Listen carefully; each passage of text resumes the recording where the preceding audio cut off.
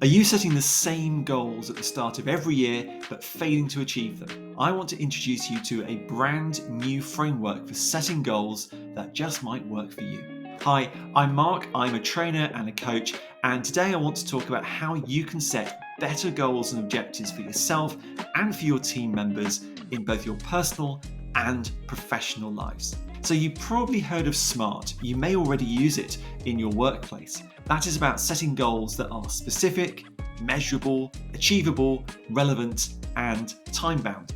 Now, SMART is good, don't get me wrong.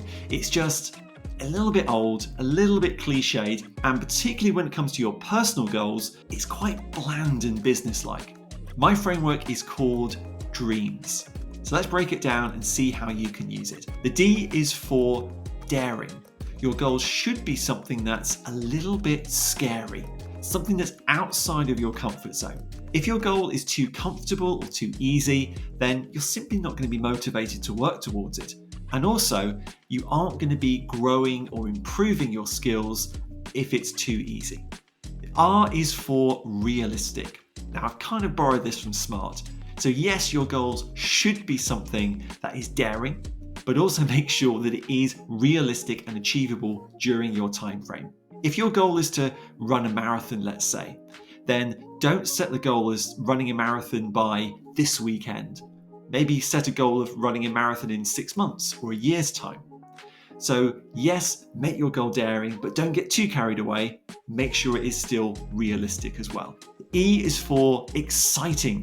Your goals should excite you. They should be something that you want to work towards. This is something that's going to take a lot of effort and is going to be something that is a bit daring and a bit scary. So make sure it's something that excites you, makes you want to get out of bed in the morning and work on this particular goal.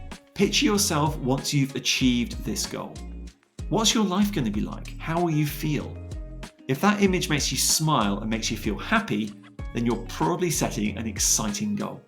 The A is for actionable.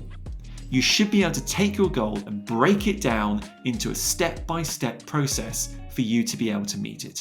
If you haven't got any clue about how you're going to achieve this goal, then you're really not going to know how to work towards it. Take a moment to break it down into steps, and then as you go through, you can break it down further as you meet each of those milestones.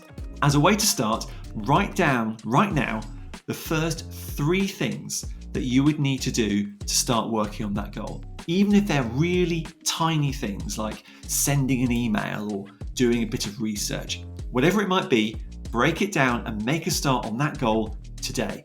It's the best way to avoid procrastination. M is for measurable. You should be able to track whether you've achieved your goal, otherwise you're never going to know whether you achieved it. Measurable goals allow you to see your progress over time. In our example of a marathon, you'll want to track the distances and the times that you've run so that you can see how you're progressing towards your final goal. Measurable goals allow you to celebrate your successes, but also course correct if necessary to see whether you are on track or not. Finally, the S is for sustainable. Now, I don't mean environmentally sustainable, though obviously that's a good thing, but make your goals something that you can work towards in the long term. These kind of goals are not something that you're going to be doing in a single weekend. They will probably be something that you work towards over 6 months, a year, maybe even longer. So make it something that you can make part of your daily life and work towards it gradually. For example, one of the most common resolutions that people have is about getting fit. And they think, I'm going to go to the gym 4 times a week and I'm going to run twice a week and do this and that.